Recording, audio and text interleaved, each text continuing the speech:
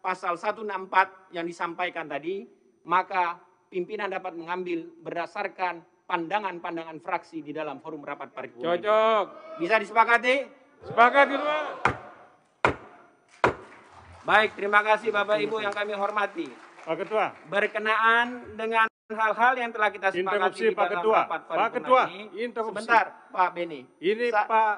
Saya tadi sudah berikan kepada fraksi Demokrat Bukan, 4. ini sebelum dilanjutkan Pak Ketua. Nanti Pak Beni, setelah Tolong pandangan, Pak Ketua, sebelum dilanjutkan kami dikasih kesempatan. saya sudah berikan kesempatan Pak Beni. Tolong Pak Ketua.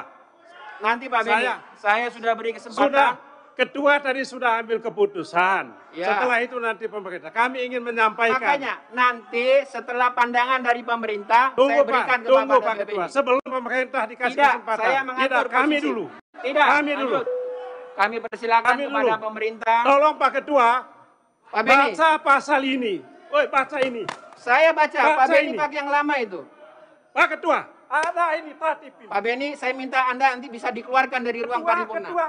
Kalau Anda tidak mengikuti aturan Ketua mekanisme. juga. Dengar dong. Dengarkan ini. Saya minta interupsi Anda nanti setelah. Saya interupsi. Tidak, saya ngatur di dalam rapat ini. Tolong saya diinterupsi. Baik, Bapak Ibu Tolong, sekalian. Pak Ketua. Pak Ketua. Interupsi akan kita terima setelah pandangan dari pemerintah. Pak Ketua, sebelum pemerintah yang sangat saya banggakan dan hormati, toh kami dikasih kesempatan. Saya sudah 1 menit. Tidak, 1 Pak menit. Beni. Saya ngatur dalam kesempatan 1 ini. menit. Tidak. 1 Kami menit. persilakan kepada pemerintah untuk menyampaikan pandangan. Nanti setelah pemerintah baru. Kalau demikian maka kami fraksi Demokrat menyatakan walk out dan tidak bertanggung jawab.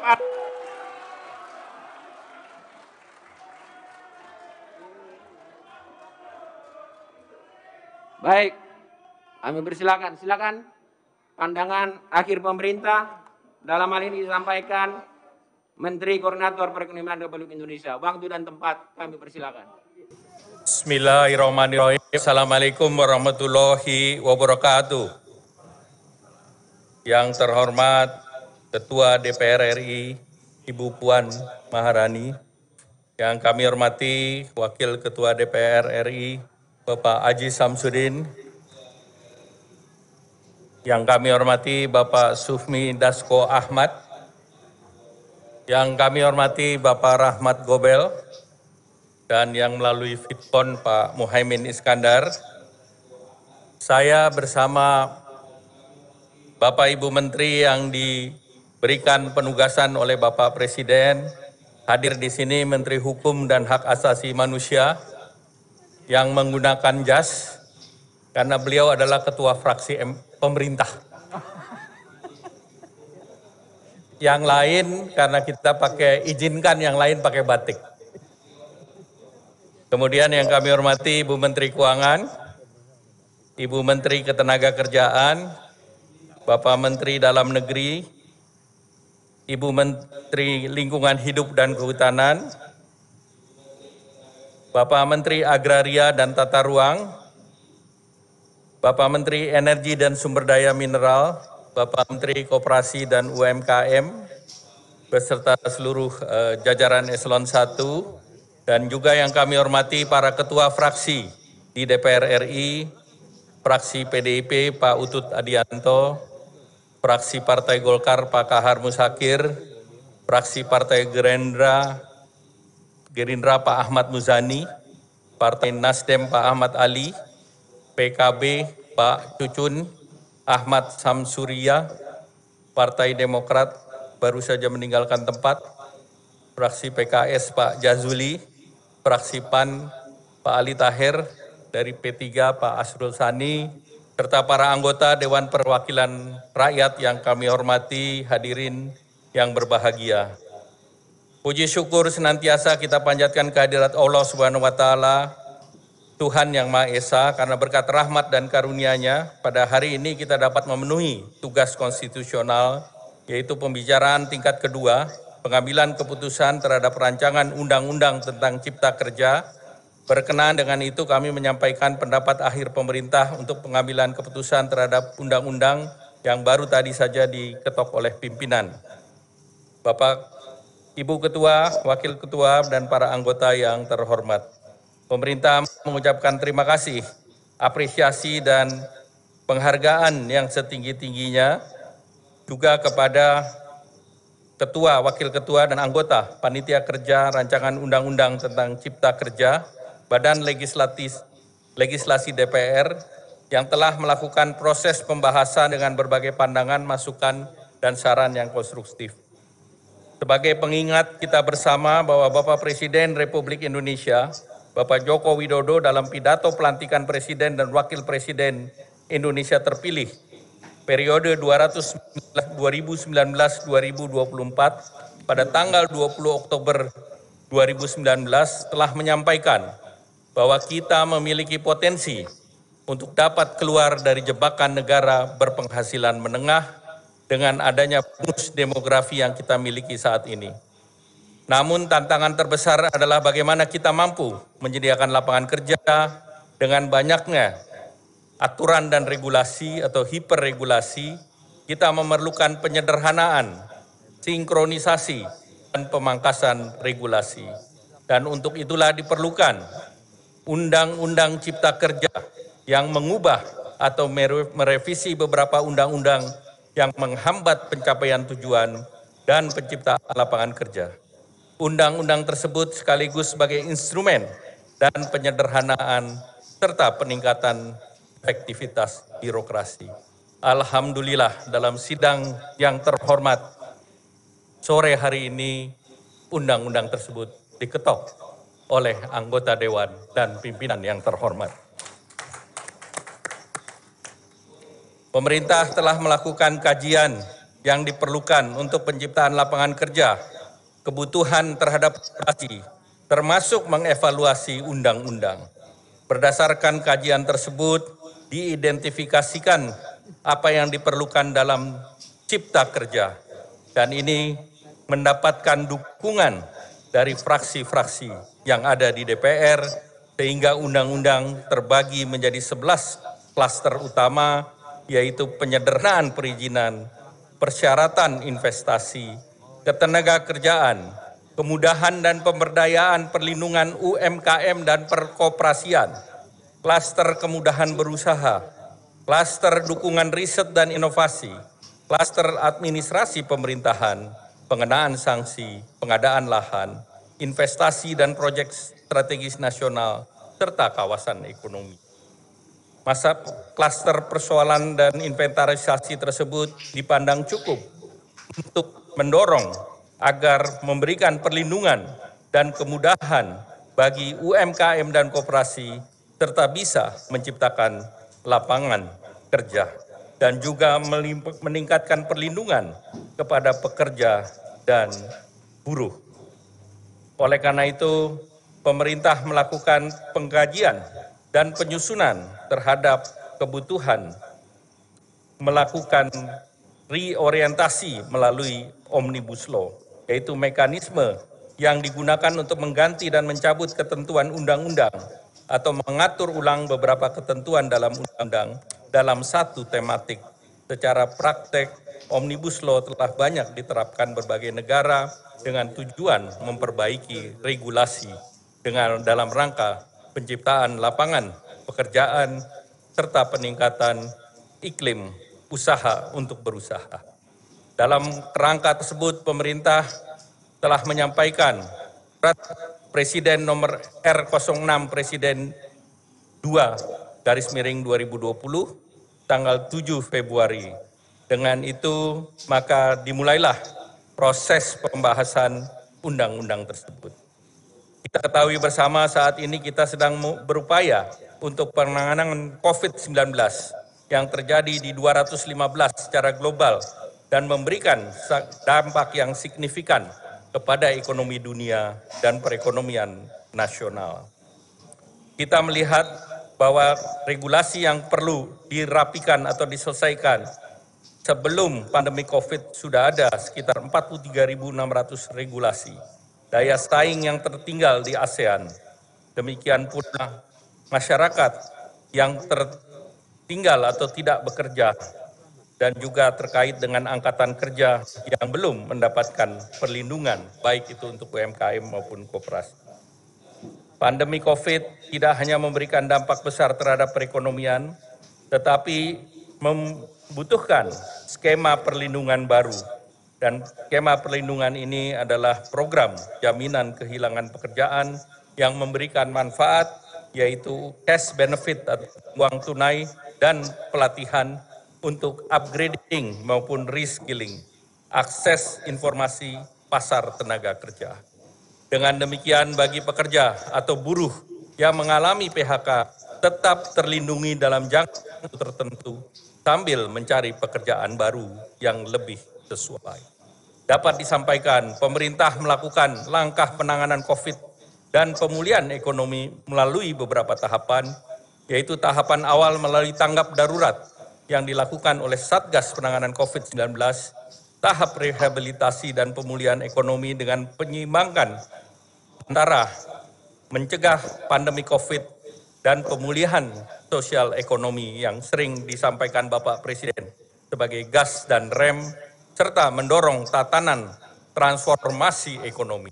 Transformasi ekonomilah yang akan didorong melalui Undang-Undang Cipta Kerja yang baru kita putuskan pada sore hari ini. Perkenanlah kami menyampaikan catatan yang tadi disampaikan oleh Pak Ketua Balek.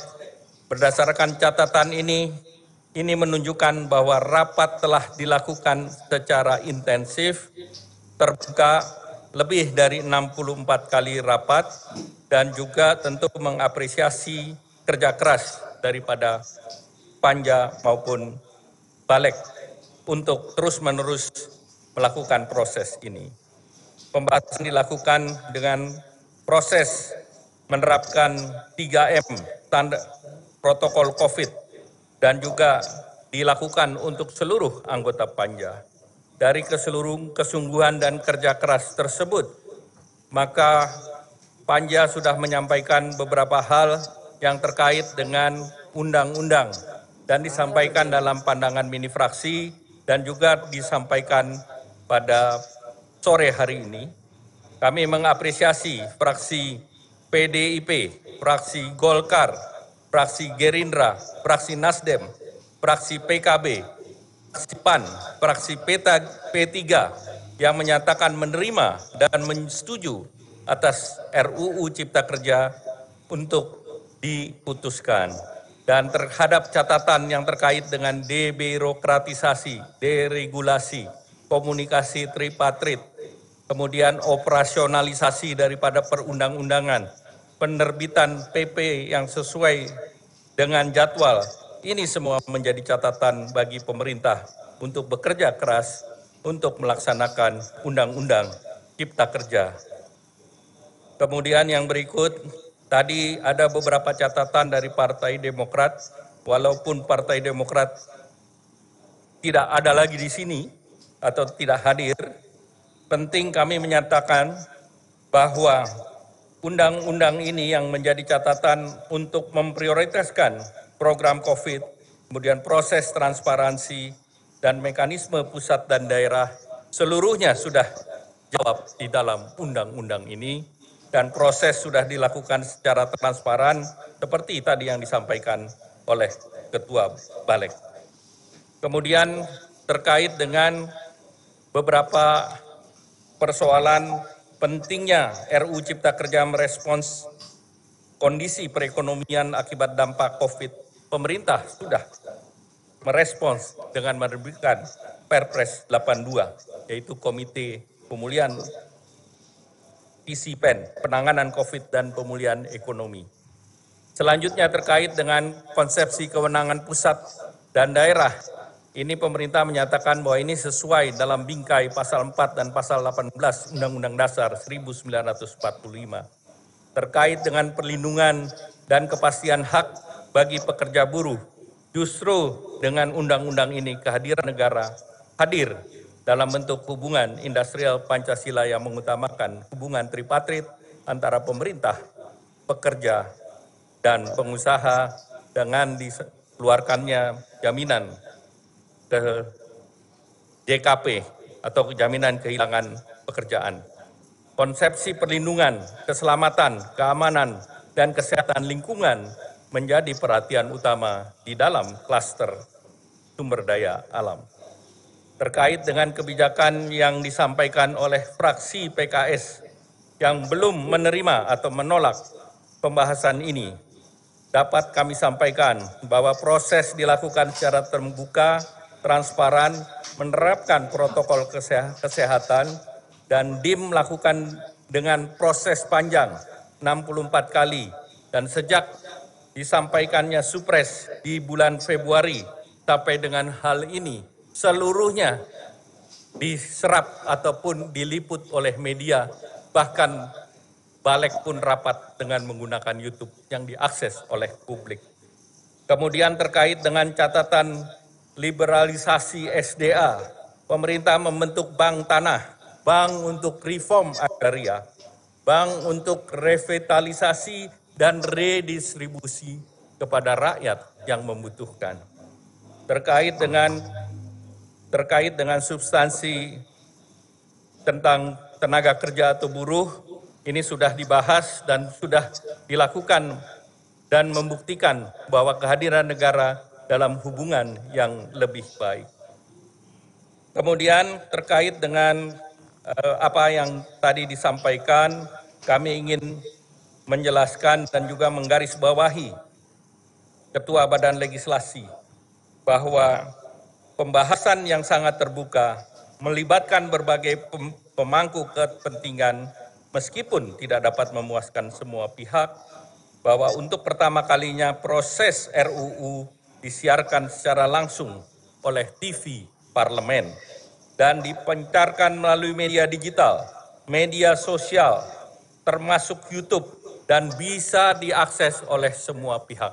Kami atas nama pemerintah mengapresiasi kerja Parlemen, kerja DPR. Dapat kami sampaikan bahwa liputan media atas RUU Cipta Kerja telah dimulai sejak pidato Bapak Presiden tanggal 20 Oktober yang lalu dan tentunya sampai dengan rapat paripurna pada sore hari ini. Kami memandang seluruh fraksi yang ikut serta dalam pengambilan keputusan, termasuk yang telah bersetuju terhadap hasil pembahasan RUU Cipta Kerja pada tanggal 3 Oktober, untuk itu kami menghargai pembahasan tersebut. Selanjutnya kami juga mencatat bahwa anggota DPD RI banyak memberikan masukan yang konstruktif, termasuk pengaturan kewenangan perizinan yang diatur di dalam undang-undang, di mana DPD RI telah sepakat dengan DPR RI melalui Panja bahwa kewenangan pemerintah daerah yang telah diatur dalam undang-undang tetap dilaksanakan dengan mengikuti norma standar prosedur dan kriteria yang ditetapkan oleh pemerintah pusat. DPR RI juga menyepakati dalam hal pemerintah daerah tidak melaksanakan kewenangan sesuai dengan NSPK, maka kewenangan tersebut tentu ada penyelesaian hukumnya berdasarkan undang-undang. Bapak Ketua, Wakil Ketua, para anggota Dewan yang terhormat, dalam pembahasan RUU Cipta Kerja, kita telah menyepakati bahwa undang-undang ini dapat memberikan manfaat kepada semua masyarakat, pemerintah, pekerja, pengusaha, dan berbagai manfaat tersebut tertuang dalam rumusan 186 pasal 15 bab yang antara lain khusus untuk keberpihakan kepada dukungan usaha menengah kecil, mikro dan kecil, Undang-Undang RUU Cipta Kerja, pelaku UMKM dalam proses perizinan hanya melalui pendaftaran.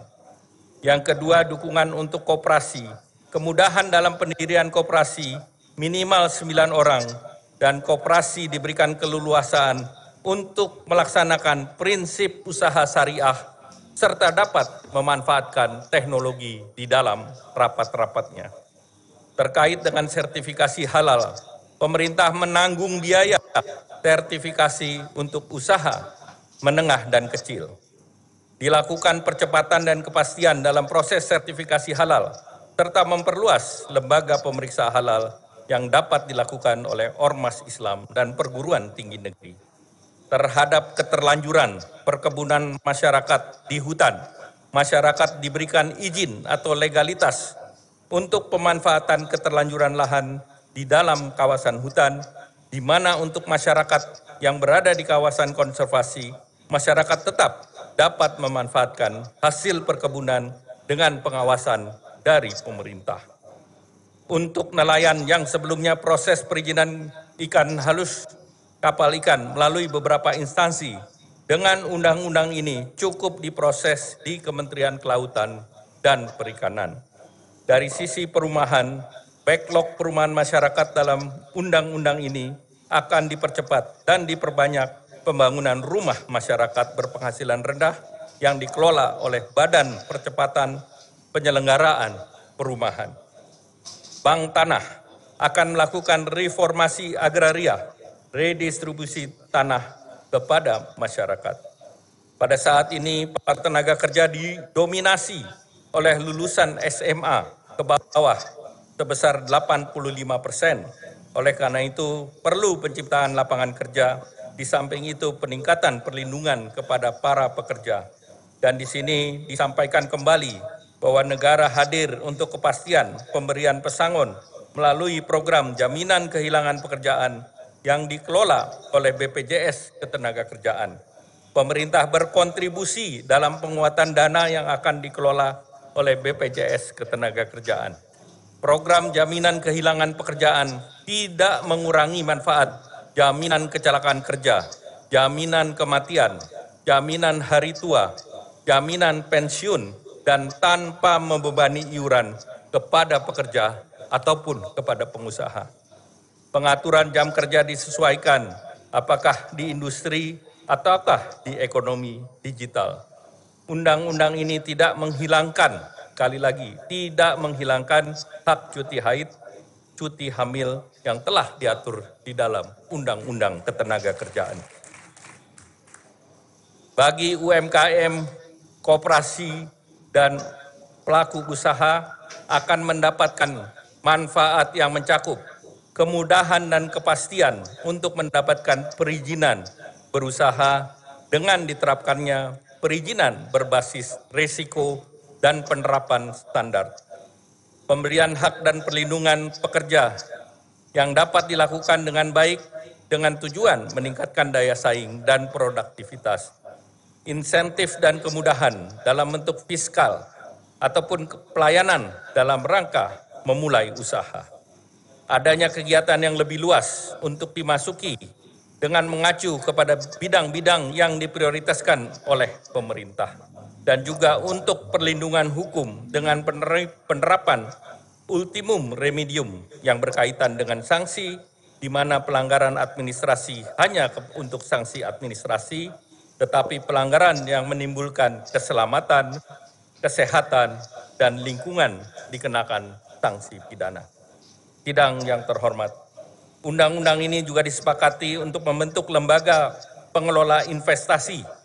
Pemerintah pusat diharapkan dapat mengundang investasi dari negara-negara sahabat, lembaga internasional maupun korporasi. Tentunya kehadiran lembaga ini akan diawasi dengan sesuai dengan tata perundang-undangan yang ada. Dalam respons kondisi saat ini, pemerintah dan DPR sepakat untuk juga mengatur fasilitas perpajakan terkait dengan peningkatan pendanaan melalui penghapusan PPh dividen dan juga pengecualian objek PPh untuk dana yang dikelola oleh lembaga seperti Badan Pengelola Keuangan Haji, serta lembaga sosial dan keagamaan. Sehingga lembaga pengelola haji, lembaga sosial, dan keagamaan dibebaskan ataupun dikecualikan dari pajak penghasilan. RUU ini juga menegaskan peran pemerintah daerah dan tetap kewenangan yang ada dapat dilaksanakan sesuai dengan NSPK yang ditetapkan oleh pemerintah pusat. Pemerintah juga mengatur penerapan One Map Policy yang dituangkan dalam RT RW, menyelaraskan tata ruang darat, tata ruang pesisir, pulau-pulau terkecil, tata ruang laut, tata ruang kawasan, terutama kawasan hutan, sehingga seluruh aspek kepastian hukum kepada para pelaku usaha sesuai dengan RT RW dan pemerintah pusat bersama pemerintah daerah akan mempercepat penetapan RDTR dalam bentuk digital. Cakupan materi yang dimuat dalam RUU ini meliputi 76 sektor dengan ekosistem investasi, perizinan berusaha, ketenaga kerjaan, riset dan inovasi, kemudahan, pengadaan lahan, kawasan ekonomi, dan dukungan pemerintah. Ibu Ketua, Bapak Wakil Ketua, para anggota Dewan yang terhormat, perkenankanlah kami mewakili pemerintah bersama para menteri terkait mengucapkan terima kasih dan penghargaan atas semua kerjasama yang baik dalam proses pembahasan RUU Cipta Kerja ini, dan semoga undang-undang ini akan bermanfaat besar mendorong pemulihan ekonomi, membawa Indonesia menuju masyarakat yang adil, makmur, dan sejahtera. Selanjutnya, perkenankanlah kami atas nama pemerintah sekali lagi memberikan penghargaan kepada pimpinan dan para anggota DPR, juga kepada pimpinan Balik, Bapak Supratman, Wakil Ketua Bapak M. Nurdin, Bapak Willy Aditya, Bapak Ibnu Multazam, Bapak Ahmad Baidowi. Demikian juga untuk para kapoksi di Balak, PDIP Pak Sturman Panjaitan, Golkar Pak Firman, Gerindra Pak Heri Gunawan, Nasdem Pak Taufik Basari, PKB Pak Abdul Wahid, PKS Pak Ibu Lydia Hanifah, PAN Bapak Ali Taher, P3 Bapak Ahmad Baidowi, dari Demokrat Pak Bambang Purwakto, dari DPD adalah Ibu Badi Kenita dan Ibu Novita. Marilah kita bersama-sama memanjatkan doa kehadirat Allah Subhanahu wa Ta'ala. Semoga langkah kita untuk kemajuan Indonesia tercinta mendapatkan ridho dan rahmat dari Allah Subhanahu wa Ta'ala. Sekian, terima kasih. Wassalamualaikum warahmatullahi wabarakatuh. Waalaikumsalam warahmatullahi wabarakatuh.